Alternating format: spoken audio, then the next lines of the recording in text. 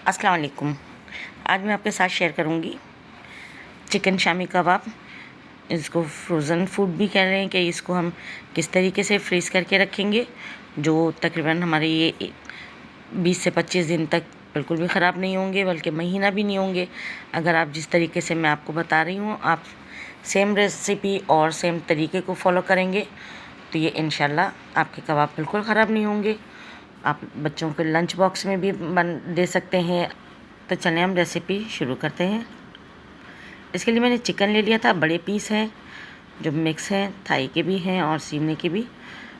250 ग्राम मैंने चने की दाल ली थी। इसको 1 घंटा मैंने धोकर अच्छी तरह से वॉश करके इसको मैंने भिगो दिया था। ये भी मैंने शामिल कर दी चिकन के साथ ही। नमक मैंने लिया है 1½ टेबल स्पून। और अदरक लहसुन मैंने अदरक और लहसुन दोनों मैंने 10-10 ग्राम लिए थे। इसको मैंने मोटा मोटा कूट लिया था। ये लौंगे हैं, लौंग मैंने तकरीबन 10 से 12 अदद, काली मिर्च 20 से 25 अदद और दालचीनी के भी टुकड़े मैंने ले लिए थे जिनको मोटा मोटा मैंने क्रश कर लिया था। साबुत धनिया 2 टेबल स्पून, बड़ी इलायची 5 से 6 अदद और ज़ीरा 1 टेबल स्पून। और ये गोल साबुत मिर्चें मैंने 20 से 25 अदद ले ली थी। अब इसमें मैं इतना पानी शामिल करूँगी कि चने की दाल भी गल जाए और तकरीबन हमारी चिकन भी अच्छी तरीके से टेंडर हो जाए और बिल्कुल गल जाए। तो इसको मैंने तकरीबन 10 मिनट के लिए मैंने पकने दिया था। ये 10 मिनट हो गए इसको कुक होते हुए और 10 मिनट के बाद अब आप देख लें ये इसकी किस तरीके से ये इस तरह से इसकी हो गई है। हरी मिर्चें मैंने बाद में शामिल की थी, ये मैं दिखाना भूल गई। तो इसमें मैंने 4 से 5 अदद हरी मिर्चें भी शामिल की थी। अब इसको मैं तकरीबन और 4 से 5 मिनट या 5 मिनट और भूनूंगी। फिर उसके बाद में चिकन को अलहदा कर लूँगी। तो जब तक के लिए इसको कवर कर देती हूँ। तकरीबन 7 से 8 मिनट हो चुके हैं और दाल भी माशाल्लाह से बिल्कुल गल गई है, लेकिन थोड़ा सा पानी है। तो अब इस टाइम पे मैं ये सारे चिकन को निकाल लूँगी। ये बड़े बड़े पीस हैं तो ये आराम से इजी बिल्कुल निकल जाएंगे। तो आप भी ख्याल करें, बड़े पीस होते हैं तो इनके रेशा जो हम निकालते हैं, जो इनके हम बिल्कुल स्लाइस करते हैं, वो बहुत अच्छे निकल जाते हैं। बहुत अच्छी तरीके से ये सब मैं निकाल लूँगी और मैंने निकालने के बाद फिर इनके मैं रेशे तैयार कर लूँगी और दाल को इतनी देर में ही पकने दूँगी कि इसका पानी बिल्कुल खुश्क हो जाए। तो इतनी देर में मैंने सब निकाल लिया। अब इस तरीके से मैं 2 फोक की मदद से मैं इस तरीके से इनके सब रेशे निकाल लूँगी। वीडियो ज़्यादा लंबी हो जाती है इसलिए मैं ज़्यादा नहीं दिखाऊंगी। बस इस तरीके से मैंने आपको दिखा दिया कि सब निकालने के बाद आप देख सकते हैं कि चिकन बिल्कुल गल चुकी है और आराम से इसके रेशे बन रहे हैं। आप चाहें तो इसको अच्छी तरीके से निकाल सकते हैं। और दाल हमारी बिल्कुल अच्छी तरीके से गल गई थी और पानी खुश्क हो गया था। अब ये मैंने एक जूसर ब्लेंडर ले लिया है, जार ले लिया है, मैंने चॉपर ले लिया है इसका।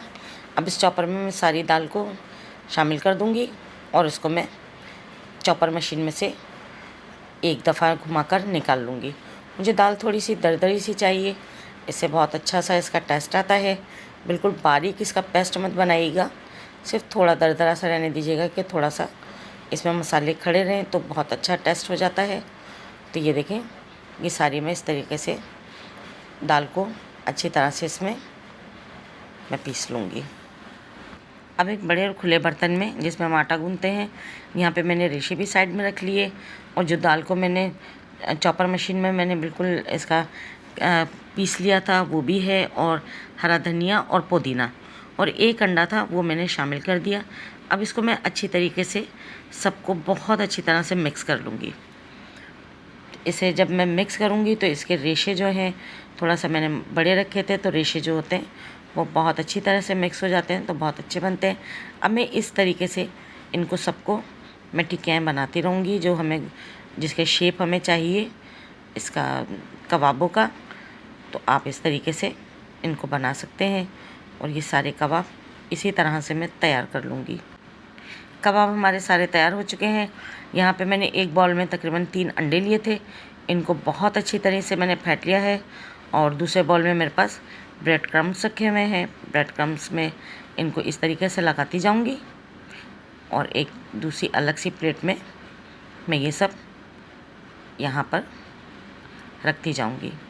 ये देखिए मैंने सारे कबाब पहले तैयार करके रख लिए थे और अब अंडा और ब्रेड क्रम्स लगाकर मैं इनको सबको इसी तरीके से मैं तैयार कर लूँगी। ब्रेड क्रम्स और अंडा लगाने के बाद इसको मैंने पूरी एक रात के लिए डीप फ्रीज़ कर दिया था। अब आप देख सकते हैं कि बिल्कुल फ्रीज़ हो चुके हैं। अब इसी तरीके से आप किसी एयरटाइट जार के अंदर ये अपने कोई भी बॉल ले लें और इसको इस तरीके से तय लगाकर आप रख सकते हैं। फिर तय लगाने के बाद ये पूरे जितना आपको चाहिए इस तरीके से, और ऊपर से कोई आपके पास प्लास्टिक की थैली या कोई शीट या बटर पेपर है तो आप इस तरीके से इसके ऊपर बिछा दें और फिर दूसरी तय भी आप इस तरीके से सेटिंग से लगा सकते हैं। तो ये आप बिल्कुल फ्रीज़ करने का आपके पास तरीका है कि आप इसको कैसे फ्रोज़न कर सकते हैं और इसको सेव करके रख सकते हैं महीने के लिए, 20 दिन के लिए, और कोई टेंशन नहीं है। बच्चों को दें, लंच में दें, आप खुद भी लंच में खाएं या चाय के साथ भी इस्तेमाल करें। मेरी रेसिपी पसंद आती है तो लाइक, शेयर और कमेंट ज़रूर करें। सब्सक्राइब करना बिल्कुल भी ना भूलें, याद से सब्सक्राइब कर दिया करें। आपकी मोहब्बतों का शुक्रिया। और ये देखें, ये मैं आपको तल के भी दिखाऊंगी कि ये जबकि मैंने एक रात के लिए मैंने इनको डीप फ्रीज़ कर दिया था और डीप फ्रीज़ करने के बाद ये बिल्कुल बर्फ़ की तरह हो गए। मैंने 10 मिनट के लिए निकाल के इनको बाहर रखा था और 10 मिनट के बाद बस ये थोड़ा सा नरम ही हुए थे, तो अब मैं इनको अच्छी तरीके से इनको कर लिया। कोई टेंशन नहीं है, सिर्फ एक दफ़ा हमें मेहनत करनी पड़ेगी और 8-10 दिन के लिए बिल्कुल हम टेंशन फ्री हैं, क्योंकि घर में काम करने वाली लेडीज़ है, कभी हस्बैंड को होती है, बच्चों को ज़रूरत होती है और कोई चीज़ घर में तैयार नहीं होती, तो हमारे पास अगर कबाब वगैरह तैयार है तो हम फटाफट कोई बच्चों को सैंडविच भी बना के दे सकते हैं। मेहमान आ जाए तो चाय के साथ सर्व कर सकते हैं। तो मेरी रेसिपी पसंद आती है तो लाइक, शेयर और कमेंट ज़रूर करें। सब्सक्राइब करना बिल्कुल ना भूलें। अपनी दुआओं में याद रखें। अगली नई आने वाली रेसिपी के साथ मुझे इजाज़त दीजिए। अल्लाह हाफ़िज़।